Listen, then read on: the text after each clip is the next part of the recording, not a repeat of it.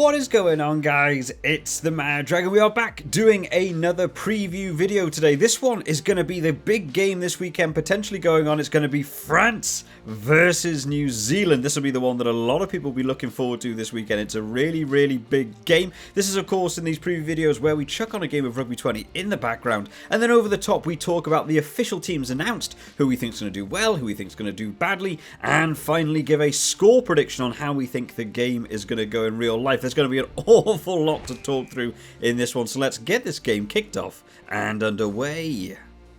Alrighty, Entomac will get us kicked off. We'll kick off to the right a little bit, go with the wind and try and get a bit of a bomb, see if we can recover this ball, and we do. Cross straight in there, good little take. So, France versus New Zealand. There's a lot of big games going on this weekend, but this will be the game that a lot of people will be wanting to watch very, very closely. Who should we talk about? Let's talk about New Zealand first, because New Zealand, of course, last week had a bit of a surprising loss. I mean, a lot of people were talking about whether Ireland were going to be able to do it, whether Ireland versus New Zealand, it's always a close game. Would this Ireland team setup be the ones that can beat New Zealand now? And it was a very, very tight game, but overall Ireland looked really, really good in that game. New Zealand certainly didn't look bad, really. They just got put on the back foot and didn't manage to recover, and they did manage to come away with some points. They got some tries, they got those penalty kicks going over. They did all the work they needed to, and Ireland just brought the game back even better. So the bounce back now from that game will be a big point for this New Zealand team. Now, they've had a good year, I would probably say. They're winning a high percentage of their games, but of course they had that game against South Africa that didn't really go their way. Now that loss against Ireland, they had a bad first half against Italy. There's certainly some issues for them to be working on. So it'll be interesting to see how they manage to bounce back, whether they're going to come back full force for this game. I've got a feeling they're going to come back with a lot of aggression, but Ireland played so well in that game. So looking ahead to this game, France versus New Zealand, this is the one, of course, we'll be seeing in that World Cup. I've already seen a lot of reports of people talking about this is the game that will be deciding the winner of the World Cup, which is very surprising to see it in the pool stages. People seem to believe because it's France's World Cup, they might go on. New Zealand, if they win, they can sort of move their way through to the final already. I think New Zealand have got a little bit of a way to boost up yet before they get there, but this will be a good little telltale sign, getting to see a bit of a preview game of how that World Cup will go. So checking out the team that New Zealand have put out, starting off in this front row, Joe Moody, Dane Coles and Nepo Laulala. Now, the Ireland scrum looked very sort of sturdy, I would say, against the New Zealand scrum. It's quite surprising now to be seeing a New Zealand scrum not run over another team. They're beginning to get a little bit matched now in terms of that scrummaging system. I think they'll be a little bit disappointed they didn't win more scrums or get more turnovers at scrums. There were certainly a couple of scrums that collapsed and stuff. Ireland do have big boys in their scrum, people like Tyke Furlong and Andrew Porter. They're a tough scrummaging side, so I think that'll be an area that New Zealand will be focusing on a lot in this game, especially with how well the French scrum held up against some of the teams they've played through this summer. Moving back towards the locks, Brodie Retallick back in that 4 shirt and Sam Whitelock retaining that 5 as captain. This is the setup they love probably the most. This is probably the 2 best locks, I would argue, in New Zealand at the minute. They work very well together. They're both very happy to carry ball in hand, but the line-out system for them, it could have gone better. But again, Ireland's so good in that line-out. They did experience issues. France also have a number of jumpers in the line-out, so it'll be interesting to see how they cope with that. In the back row, Akira Ioane moves into 6 this week. Sam Cane taking over at 7, and Ardi Sarvet at 8. So, Akira Ioane, he just doesn't get a lot of game time in that New Zealand shirt. It's a bit hard to sort of describe whether or not he's having good times or bad times. He only seems to play like the last 10 minutes, so a bit hard for me to call, but I've seen Akira Ioane play at club level, and I think he's a very, very good player. And you expect him to be linking up with other players as good as any other 6, but there's a couple of flankers that could maybe be ahead of him.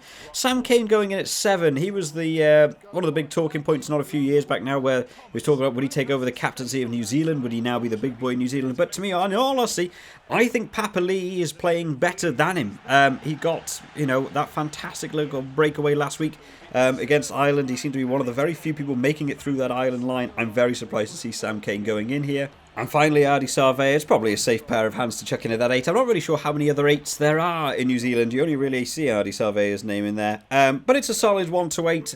This is as good as you can really see from New Zealand. I'm sure they'll be putting a bit of pressure on that French scrum. But it's going to be a really, really close game. I'm really excited for this one. In terms of the backs, Aaron Smith and Richie Mwanga take over as the halfback partnerships. That knock that Bowden Barrett had in that Ireland game obviously been a bit more impactful than I probably expected by watching the game. Richie Mwanga taking over. Didn't get to see him do quite what we expected in that Ireland game. Normally you see him just carving teams apart. That Ireland defence looking very, very good. And Aaron Smith is, you know, I would say he's maybe the best scrum half in New Zealand, even though they tend to favour TJ Piranara over him. I do think Aaron Smith is very, very good. In the centre partnership, Tapaya and Rico Ioane will be taking over now in that centre partnership. I don't think that's a terrible move. David Havili, for me, not been necessarily on point in that centre channel when he's been on. And I think Rico Ioane's been playing better than I expected, actually, in that centre. They do have a couple of other people. You know, what else is there? There's Braden Enor is another one that could have gone in there. There's a couple of people missing. Anton Linnett-Brown. There's a couple of big names here being missed out in this centre partnership. So we'll be interested to see how they get on against France. And then finally the back three, George Bridge, Will Jordan and Geordie Barrett. They didn't really like George Bridge in New Zealand. I've never really rated him very highly. I've never seen a game where he's really exploded, unfortunately for me. Will Jordan, of course, is the try-scoring machine, and I assume Geordie Barrett will be taking over the kicking duties. But as a 1 to 15, it's a good New Zealand team, but I do actually think there's maybe a couple of chinks in there as well. I would maybe be aiming for that centre partnership. Tupaya and Ioane are good, but I'm not sure how good their link-up will be. And maybe in Sam Cane, I'm not sure how good Sam Cane will be running ball in hand, but that'll be interesting to see.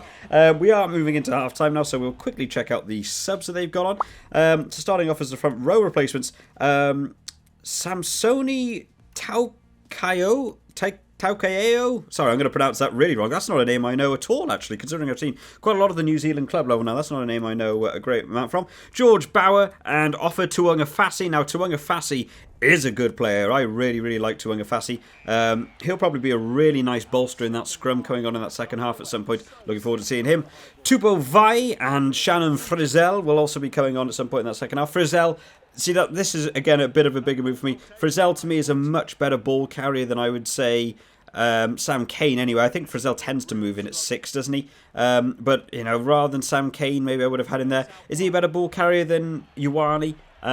I don't know. I'll leave that up to some New Zealand subscribers now. They can drop down in there. And then in the backs replacements, we've got Brad Webber, Damien McKenzie, and David Havili. So Brad Webber, no TJ Piranara. Not sure if there was an injury in there, whether they just weren't happy with this game. Brad Webber, I don't think it's a bad move to put on in that second half. He definitely comes alive when there's a bit more room open up. Damien McKenzie covers your winger, fly half, and fullback position, so not a bad move. I wouldn't even be surprised if we see him maybe come on at 10. If Richie Mwanga isn't performing well, he could also come on at 15 and Geordie Barrett can move to 10. I think that's a good switch up. And David Havili getting in there in centre again. I mean, David Havili's not playing bad. It just seems very one-dimensional for me. David Havili's just running it through the line. Not really trying to step outside anyone. Not trying to do any clever offloads. Just smashing it through. Would maybe like to see something different there. But as a 1 to 23... it's New Zealand. They're always going to have a really solid 1 to 23 no matter what, really. Even a B team looks really good for them. But of course, they won't be putting it on a B team against France. Who, of course, let's talk about France now.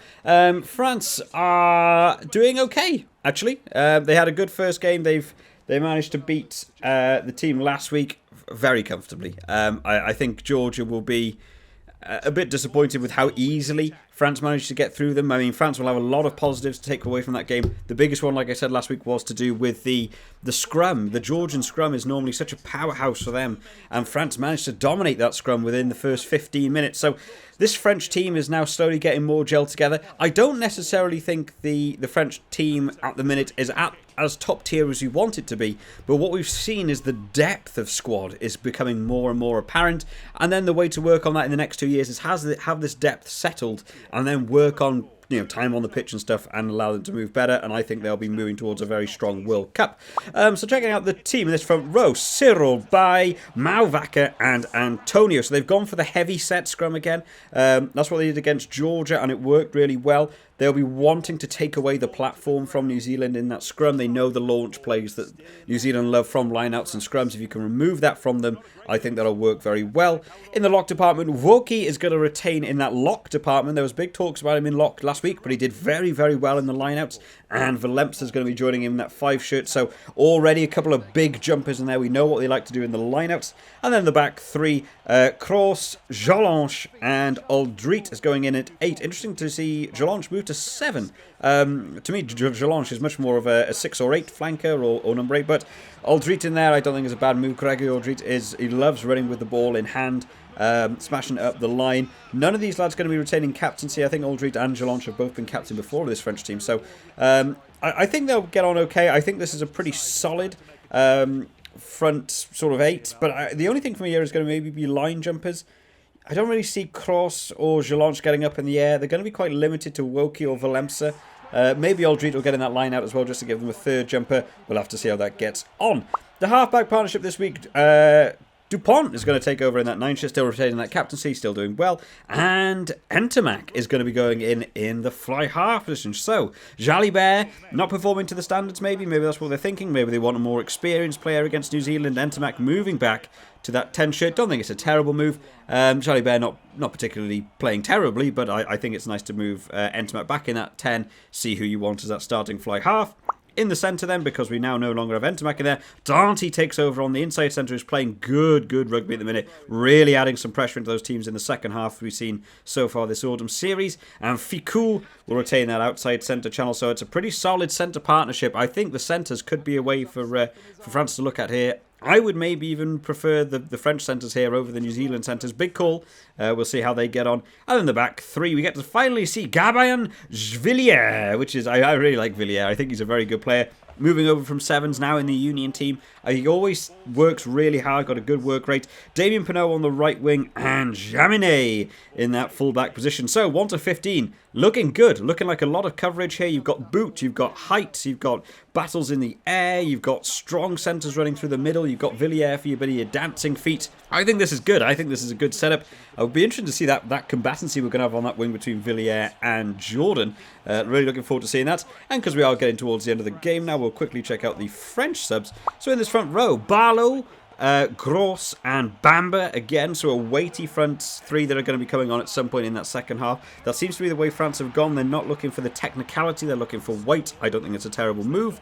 And then in the forwards, so we've got 3 forwards. So Tofai Fanua, Flamand, who's actually playing really well. I don't know a lot about him, but I've seen him play some games. He's doing really well at the minute. And finally, Dylan Cretin, who I haven't read that name for a little while. Be nice to see him in there. So they've gone for the 6-2 split. Obviously, knowing New Zealand love the forward pack. Be seeing how they get on. We've got Luku and Jalibert to come on in that second half. Will he come on at 10? Will he come on for Dante and Entermac move to 12?